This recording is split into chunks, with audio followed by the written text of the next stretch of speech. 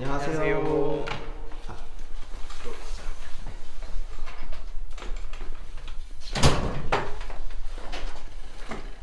들어가도 되나요? 네.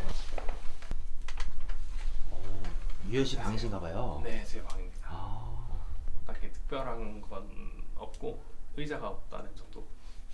휠체어 있으시니까 그렇죠. 방 안에 좀 잠깐 봐도 될까요? 네, 여기 오른쪽에 이게 뭐예요? 서게 할 수 있는 거든요. 그러니까 서는 재활 운동 기구라고 보는 게 맞는 건가요? 그렇죠. 저희 같은 사람들은 앉아 있으니까 기립성 저압도 많이 생기고요. 당연히 몸이 이렇게 굽어져 있잖아요. 뭐 무릎도 그렇고 발. 이거 한 번씩 펴주면서 근육도 좀 늘려주고 움직이는 범위 좀 늘려주는 건데, 만약에 좀 몸이 뻐근하다 싶으면은 혼자 그냥 올라가거든요. 보여드릴게요. 네. 발 놓고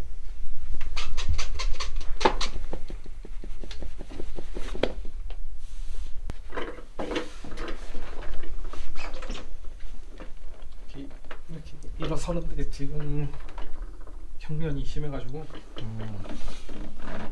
괜찮아서 힘든 거 아니에요? 힘든 것보다는 숨이 잘 안 차죠. 숨이 잘 안 쉬시고. 이게 일어서면은, 왜냐면 저 앉아 있으니까 여기 제가 가슴 밑으로 마비가 있잖아요. 네. 근데 당연히 횡격막 근육도 작동을 안 하다 보니까 앉아 있다가 이게 펴지면은 되게 눌리거든요, 명치종이. 그래서 좀 숨이 잘 안 쉬어지기도 하고. 그리고 제가 일어난 지 얼마 안 돼가지고 몸이 아직 굳어 있어요, 많이. 그래서 좀 오래 서 있기가 힘든. 그러니까 일어나면은 숨을 쉬기가 힘들다고요? 그렇죠. 살짝 늘 이렇게 좀 구부정한 자세로 있다가 이게 펴지는 거다 보니까 여기가 많이 눌려요. 그러다 보니까 당연히 숨은 좀 힘드네요. 숨이 많이 차기도 하고, 제가 살이 찌니까 더한 것 같아요. 그래서 이런 건 좀 꾸준히 해주는 게 좋은데 저는 솔직히 움직이는 걸 별로 안 좋아해요.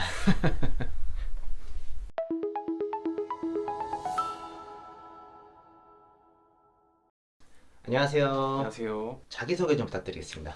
안녕하세요. 저는 97년생, 올해 만 나이로 27세 김유현이라고 하고요. 19년도에 다이빙 사고로 목뼈가 부러지면서 이제 척수신경 손상으로 하반신 마비로 살아가고 있습니다. 하반신 마비가 된 이유에 대해서 어떻게 하다 다치게 됐는지 자세하게 설명 부탁드릴게요. 제가 군대에 입대를 해서 쭉 생활을 하다가 19년도 6월쯤에 외박을 나가게 됐어요. 펜션에 외박을 하면서 이제 물놀이도 좀 하러 갔는데 수영장이 있었거든요, 실내. 그 실내 수영장에서 오랜만에 이제 군 부대에 있다 나오니까 기분이 좋아서 수심이 낮은 걸 인지 못하고 다이빙을 하게 됐는데, 이제 머리 쪽을 부딪히면서 그 충격으로 여기 목뼈 5번, 경추 5번, 6번, 7번이 다 으스러지면서 이제 그 뼈 조각들이 신경을 찌르게 되면서 손상을 입어 지금 이렇게 된 상태입니다. 그러면은 아프다는 느낌은 없으세요? 그 당시에 사고를 좀 자세히 말씀드리면, 부딪히는 순간 팔 절반이랑 이제 가슴 밑으로 전체가 순간적으로 찌릿찌릿한 느낌이 들었고요. 그리고 잠깐 있다가 요 밑으로 아예 몸이 사라진 느낌이 들더라고요. 그 느낌이 들고 물에서 다행히 제가 의식을 잃지를 않아서 내가 분명히 뭔가 잘못됐구나 라는 걸 깨닫고, 물에서 이제 다행히 옆에 동기들이 있어서 나 좀 몸이 이상하다, 좀 큰일이 난 것 같은데 장난 아니니까 나 물에서 일단 꺼내야 될 것 같다, 몸이 안 움직인다 하고 이제 119를 불러서 병원으로 갔고요. 몸이 안 움직였다고 하셨잖아요. 그때 어떤 생각이 들었나요? 일단 그 당시에는 제가 군인이었다 보니까 제 몸에 대한 것보다는 나오기 전에 출타자 교육이란 걸 받아요. 군대에서 휴가나 뭐 외박을 나갈 때 교육을 받는 건데, 그 당시에 간부님들이 제발 나가서 사고 치지 말라, 이 얘기가 제일 먼저 떠올랐고 그랬던 것 같아요. 솔직히 그 당시에는 몸이 이렇게 잘못될 거라는 생각보다는 부대에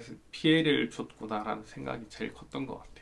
그러면 그 당시 어쨌거나 병원을 갔을 거 아니에요? 네네. 그때 상황은 어땠던 거예요? 솔직히 정신이 없었던 것 같아요. 아픈 것보다는 주변 분위기도 너무 어수선했고 계속 잠이 오더라고요. 근데 이제 간호사분인지 의사분인지 모르겠는데 주변에서 자지 말라고, 일어나 눈을 뜨라고 얘기를 계속 해주셨고, 그리고 나서는 검사를 좀 하고 수술을 하게 될 건데, 나는 부모님도 올라오셔야 될 것 같고 진짜 최악의 상황에서는 죽을 수도 있다라고 말씀하시고 수술대에 들어갔고, 다행히 또 수술이 잘 마무리되어서 병원에서 좀 오랫동안 누워있기도 하고 재활치료를 하고 그렇게 해서 지금 이렇게 살아가고 있습니다. 그 입원 생활은 어땠나요? 일단 처음에는 중환자실에서 4, 5일 정도 있었던 것 같고요. 그리고 첫 한 달 동안은 아무것도 못했어요. 누워서 지금은 손을 이렇게 움직이지만 그 당시에는 손도 안 움직였고 혼자서 진짜 아무것도 못하는 상태였거든요. 한 달 정도는 그렇게 살다가 병원을 옮기고 몸이 굳지 않게 조금 풀어주는 그런 치료도 조금 했었고요.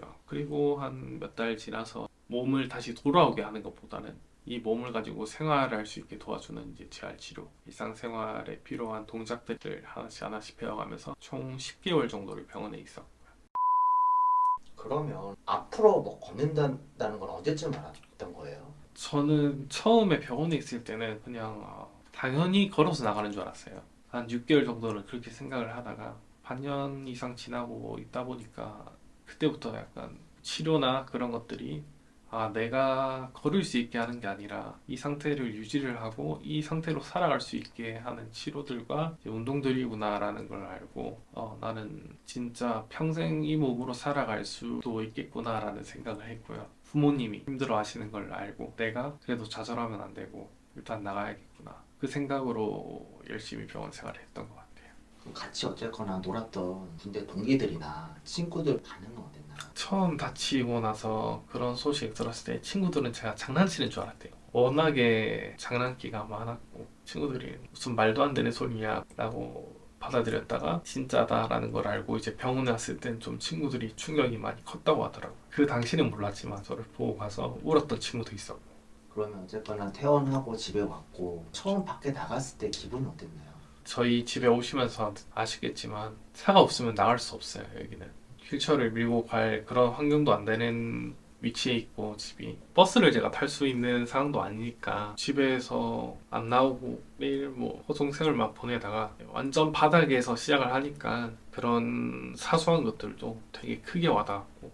그럼 일상생활에서 불편한 건 어떤 게 있었나요? 제가 느끼는 가장 큰 불편함은 화장실인 것 같아요. 집에서는 솔직히 큰 문제가 되진 않아요. 집 보시면 아시겠지만 저의 몸에 맞게 맞춰놨기 때문에 큰 어려움은 없는데 이제 밖에 나갔을 때가 문제인 거죠. 밖에 나갔을 때는 제가 사용할 수 있는 화장실이 많지 않다는 거. 그리고 특히 이제 음식점이나 어디 들어갔을 때 화장실이 있는데도 못 간다는 건 좀 많이 불편하거든요. 저는 그래서 항상 어딘가 외출을 할 때 가까이에 이제 화장실에 있는지 제일 먼저 체크를 하고요. 그리고 그 화장실에 들어갈 수 있는지 체크를 하고 내가 화장실에 언제쯤 갈 건지 그걸 또 예측을 해야 돼요.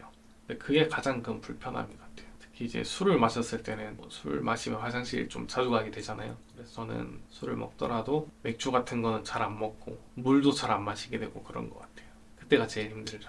지금 잘 지내고 계시지만 어떻게 보면 장애인으로 살고 계신 거잖아요. 네. 우리나라의 편의시설이나 복지는 어떤 것 같아요? 제가 다른 채널에서 한번 인터뷰를 한 적이 있는데 거기서 제가 얘기를 하다가 대한민국은 장애인이 살기 최악의 나라다라고 말을 한 적이 있어요. 근데 댓글에다가 꽤나 많은 사람들이 헛소리하지 말라고 뭐가 대한민국이 장애인이 살기 최악의 나라냐, 복지시설이 얼마나 좋고 혜택이 얼마나 많은데 라고 얘기를 하시거든요. 저는 그걸 보면서 궁금했던 게 혹시 장애인으로 살아보셨냐고 댓글을 달고 싶었거든요. 물론 저도 다치기 전에는 혜택이 꽤 많다고 생각은 했었거든요. 막상 내가 장애인으로 살아가니까 그 혜택들이 얼마나 의미 없고 필요 없는 혜택들인지 알게 됐고요. 일단은 흔히들 말하는 장애인용 주차장 이 얘기를 많이 하는데 당연히 큰 병원이나 그런 데는 장애인 주차장이 넉넉히 있고 그건 맞는데 제가 원하는 음식점을 가려고만 해도 장애인 주차장이 없으면 주차하기 되게 어려운 상황이 많이 나오고 그것뿐만 아니라 또 여러 혜택들이 있는데 실질적으로 제가 받아갈 수 있는 혜택은 많지 않다. 뭐 지금 이렇게 막상 이렇게 여쭤보시니까 제가 이 정도로 대답을 하는데 진짜로 의미 없는 혜택들이 좀 많은 것 같아요.